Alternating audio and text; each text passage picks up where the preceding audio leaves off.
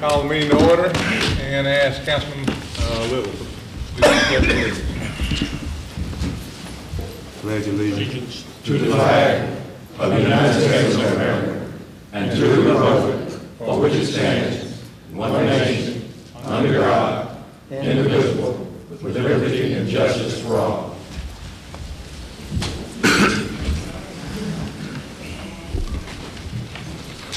Mr. Clerk, call the roll. Councilman Poole? Here. Councilman Cotton? Here. Councilman Littles?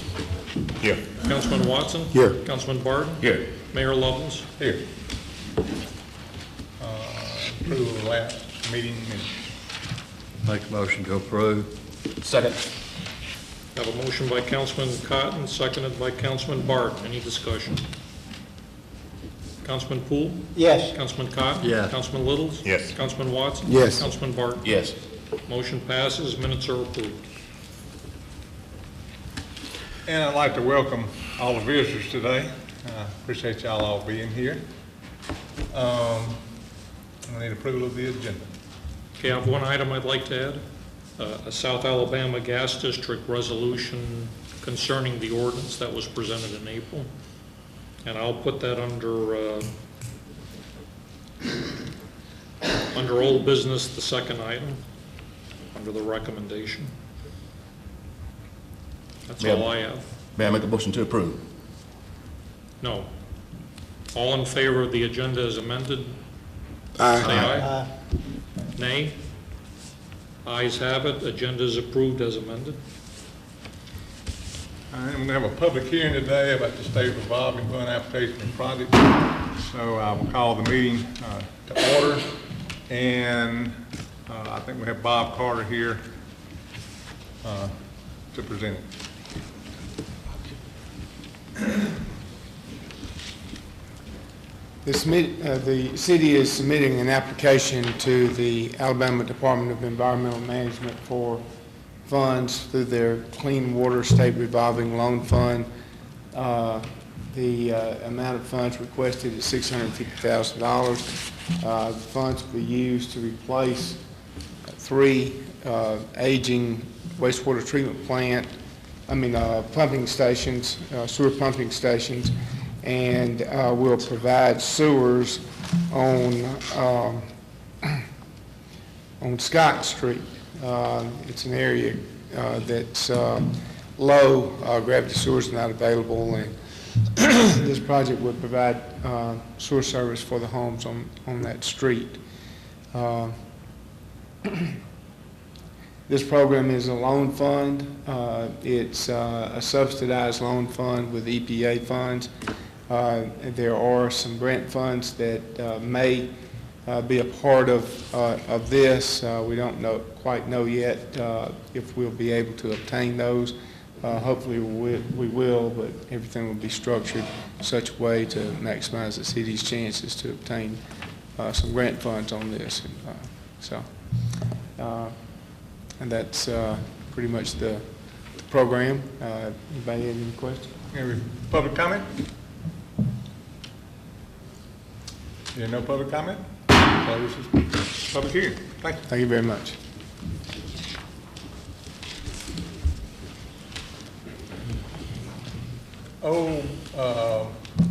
Business, we have a recommendation for the upcoming vacancy on the school board. Can you take care of it? I can do it. Dr. Keith Miller's term on Brewton City School Board expires in May. We spoke with him. He's willing to accept another 4-year term on the school board. So the committee and I would like to make a recommendation to the council to reappoint Dr. Miller for 4 more years on Brewton City School Board. May I second it? I have a motion by Councilman Little, seconded by Councilman Watson. Any discussion? Councilman Poole? Yes. Councilman Cotton? Yes. Councilman Littles? Yes. Councilman Watson? Yes. Councilman Barton? Yes. Motion passes and Dr. Miller is reappointed.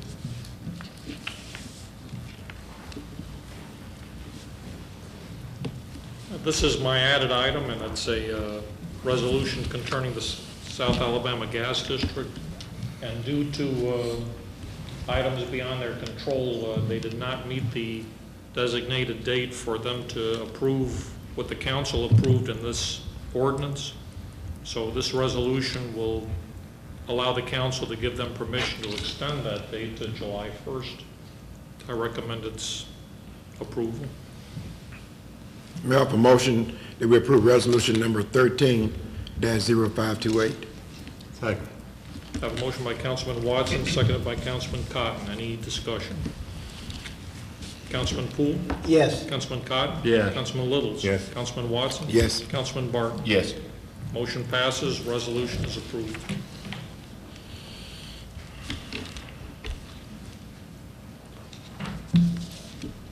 New business, we have a request from the American Cancer Society of Burnt Corn Creek activity.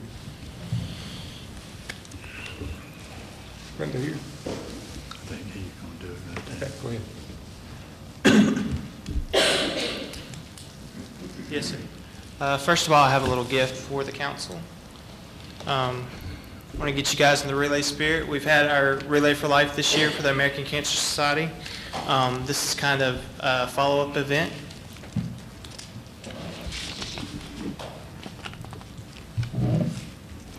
Thank you guys for your continued support for us. Thank you very much.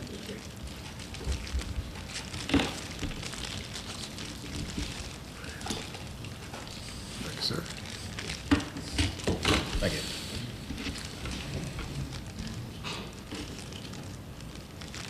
I just wanted to share with you guys that Relay for Life this year, this community has donated almost $31,000 to the American Cancer Society. And we are celebrating our 100th birthday. The American Cancer Society turned 100 years old on May 22nd, and some volunteers in the area wanted to do a little something special. So we are planning to hold a luminaria ceremony and a floating lantern ceremony later this week, and we were coming before the council to ask for permission to use the park. We need a motion. I make a motion for the request to pass. I second. I have a motion by Councilman Cotton, seconded by Councilman Littles. Any discussion? Councilman Poole? Yes. Councilman Cotton? Yes. Councilman Littles? Yes. Councilman Watson? Yes. Councilman Barton? Yes. Motion passes and the event is approved. Thank you. And we have a recommendation from the Green Light Committee on Councilman Barton. Thank you, Mayor. I have a request to the Green Light Committee. Number one, for 2 lights to be installed. One being at 505 Blackshaw Lane. Number 2 at 103 Dawson Street. And I also have a request for a light turn-on, and that's going to be at 100 Young Street. And I have a request for a 1 light turnaround. That would be at 103 Rankin Street. Make that in the form of a motion. Second. Have a motion by Councilman Barton, seconded by Councilman Watson. Any discussion? Councilman Poole? Yes. Councilman Cotton? Yes. Councilman Littles? Yes. Councilman Watson? Yes. Councilman Barton? Yes. Motion passes, and if you would let me have those plats, I'll get them done. And we have a discussion about a land option by City Attorney Ed Hines. Okay.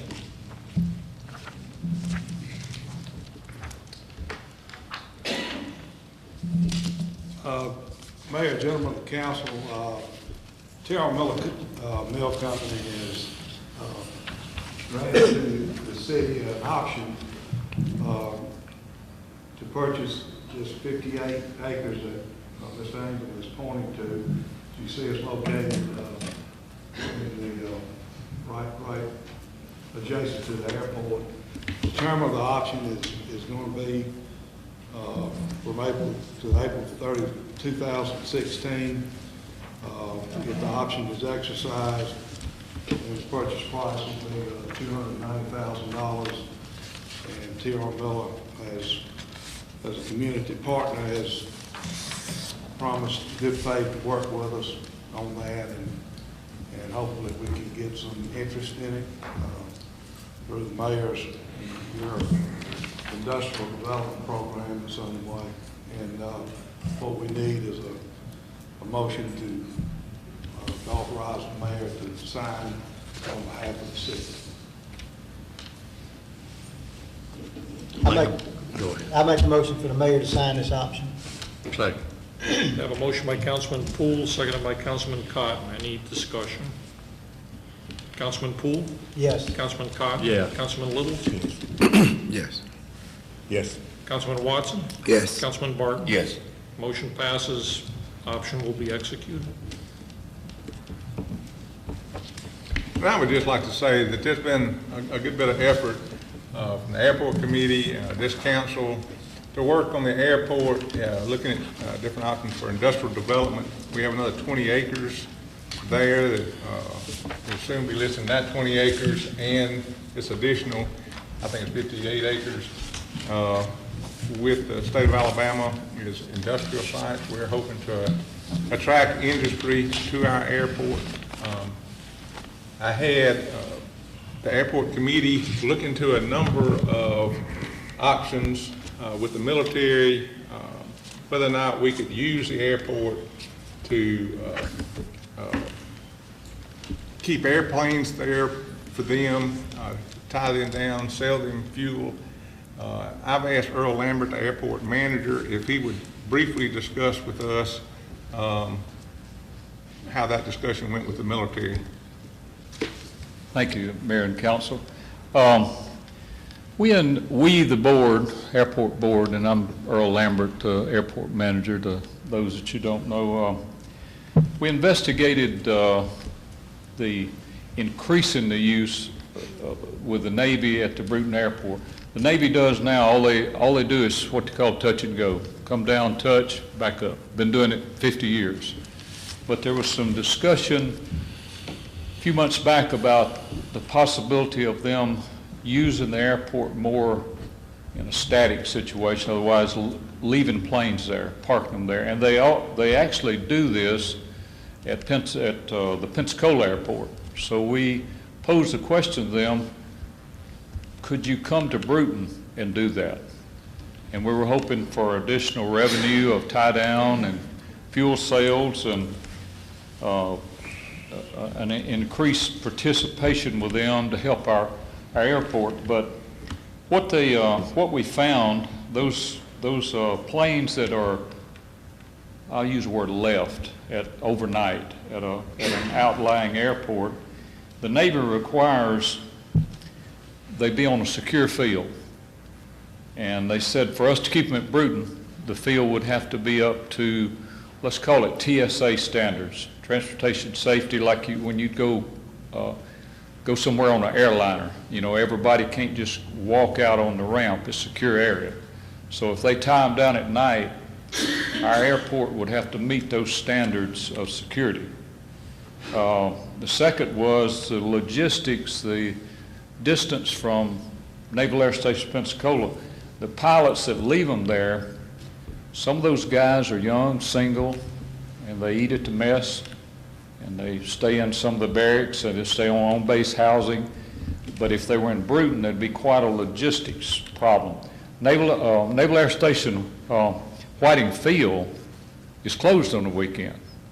So these planes that are left on the Pensacola Airport just involve people coming and going from Naval Air Station Pensacola. So there was a logistic problem. Then also they require at all possible on any scheduled takeoff and landing crash services, meaning foam. Usually it's a fire truck. If they have a fire or a crash, they want crash services present. And that would have been a problem at Brewton to have 24/7 crash coverage. And then lastly, our ramp size out there. It is Brewton is a municipal airport. It's for the public. I tell people all the time that I refer to it as like the library. It's for the citizens, United States citizens, to use at their discretion. And also our ramp is for citizens to tie down their planes. And if we had it full of Navy aircraft, we don't have enough ramp size. So that was quite a concern. So They were very cordial. They said they absolutely want to continue doing business with us, and it's good business. We have a wonderful contract with them, but in this endeavor, you could say they turned us down. There was just too many obstacles for them to consider moving that type of operation this far away from their bases. So it was a very cordial situation with them. And they explained it and looked at it. They were very sincere and looked at it in detail. But they turned us down, you could say, turned down the offer that we made them. And you've had Freddie McCall's on your committee who runs the SBO there, and so y'all have looked at it from every angle, I assume. Say that again? Freddie McCall, who runs the SBO there, is in agreement because he's on your committee and has looked at it from every angle, correct? Yes, he did. And this may not be the end. There could be something else we could pursue, but this was the first one we pursued in years outside of our standard touch-and-go contract. And for you, most of you know me, but we have, the Navy keeps up our 2 long runways. They've got pavement maintenance and striping maintenance, which keeps the burden of that out of the general fund, at least in a matching situation. I mean, we can go to get a grant, but we'd still have to match it 10%. And our contract keeps all that pavement. The Navy's responsible for 2 miles of runway and 2 miles of striping, which equals about 12 miles of county road, and that's quite a bit. But they evaluate it every year, and as the need be, they overlay it. And then our current contract's about a little over $1,000 a week for the use of the field, which helps us pay utilities, maintenance, insurance, all of those things, about $60,000 a year. And that helps us be in an enterprise fund. That helps us stay solvent. Any questions? Yes, sir. The specifics that they use to turn us down, are we looking at developing any of those specifics anytime in the near future? The requests that they turned down, well, that's been going on at Naval Air, at Pensacola Airport. What started that, they had a group of airplanes, they're mainly cross-country. They may be coming from Corpus Christi to Key West. They're training naval aviators on navigation and cross-country work. But if they can't make that whole trip in a day, they have to stop somewhere. And if it's on the weekend, they choose Pensacola because the Naval Air Station's right there, and they run a little shuttle bus over and get the pilots. So that particular situation is probably not worth pursuing again, in my opinion. That the answer was no on that, and they convinced us that it would really be a problem trying to get those pilots back and forth from Brewton and feeding them and housing and those kind of things. So we probably won't pursue that particular avenue again with the Navy. Did that kind of answer what? Mm-hmm. Appreciate it, Earl. Thank you. Any other miscellaneous business? Mayor, I'd like to jump up on my order ahead. Request executive session to discuss good name and character first. I want to talk to the council for the meeting. Do we vote on that? How does that work? You got to vote on it, yes. You got to vote. Does it require a second? How does that work? Yes. Yes. Yes. Yes. Requires a unanimous vote? Yes, it is. Second. Have a motion by Councilman Watson, seconded by Councilman Barton for executive session and discussion. Councilman? The good name and character of an individual. Is that correct? Yes. Councilman Poole? Yes. Councilman Cox? Yeah. Councilman Lewis? Yes. Councilman Watson? Yes. Councilman Martin? Yes. Mayor Lopez? Yes. Executive session.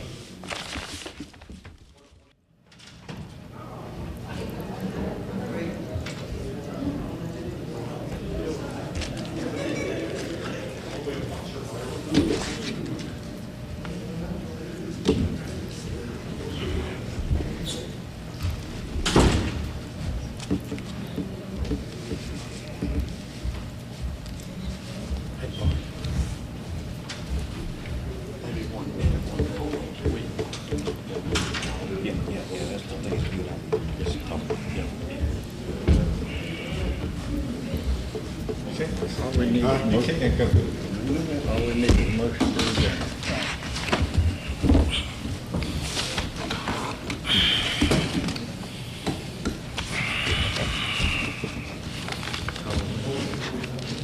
Have you call a meeting back to order? Call a meeting back to order? You gonna do the motion to reconvene? I'll promotion to reconvene. Second. Yes. Yes. Yes. Councilman Watson? Yes. Councilman Martin? Yes.